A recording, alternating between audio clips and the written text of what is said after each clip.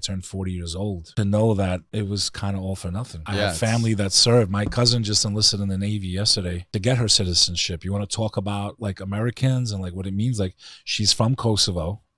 She is from Kosovo. She was living in Colorado. She wants to be an American so bad. She enlisted in the Navy. They just gave her citizenship. She's celebrating. She's so happy. Yesterday. She's willing to risk her life. Shout out to my cousin Samira. Samira Saliu. She enlisted in the Navy. She's on a boat right now as we speak, starting her first day as a Navy woman. Wow. But the key there was to get her citizenship. She's willing to put her life on the line to become an American. And you guys were born with this privilege, and you don't take advantage of it. Mm-hmm. You don't care to stay up to speed and pay attention. If we loved our country, we'd all be watching C-SPAN every day instead of sports. We would watch what these assholes are saying and then hold them accountable when they lie. We'd have massive protests demanding term limits, because there should be term limits, brother. And like, I don't care if they want to go on forever, no problem, as long as the people say you're doing a great job. I'm not walking through human feces. I'm not living in a city where a guy can smash another guy over the head with a bat and he's out on bail in less than 2 hours. In New York City, bro. A place that was an example to the rest of the world of what a society could look like, where you were safe to go down the street, where everyone lived together in harmony, and it was ripped to pieces in the last 3 to 4 years. It's horrible what they did to my city, and I'll never forgive them for it, ever. De Blasio did a better job at destroying New York than Osama bin fucking Laden, bro. Mic drop. Wow. Do you think you're going to move to Florida? I can never fully disclaim New York. It's my heart. It's my soul. I even if I come down here for my children to have a better opportunity, and in some ways I feel like someone leaving his homeland for a better start, I have to go back all the time. My life is there. I've invested too much into that town. Yeah, no. New York is, hopefully we find our way back, man. It would be so sad to see that place never go back to what it was. It's just... It's not, I mean, listen, as far as I'm involved in the nightlife there. So, you know, at one point, my brother owned one of the largest nightclubs in New York, closed down about 10 years ago.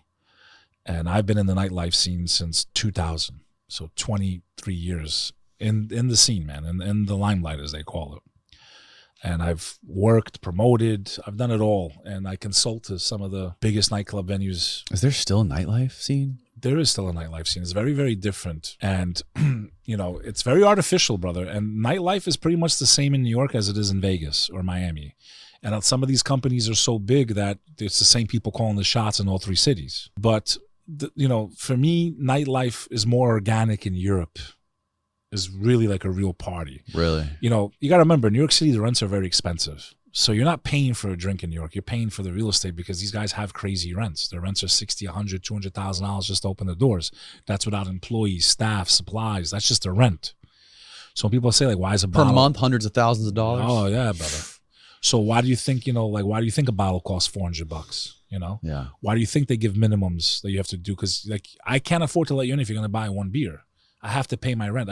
They're providing you with an environment that a lot of times they have to also create. They pay for women to show up there, meaning like promoters go out and get beautiful women to come hang out. That costs money. They got to pay the promoter. They got to pay the women. They got to give them free alcohol. Like, you know, you're literally building an environment where someone that has the money can come and have fun. Mm-hmm. So that's what you're paying for, because it's a lot that goes into the production, you know? You'll never see...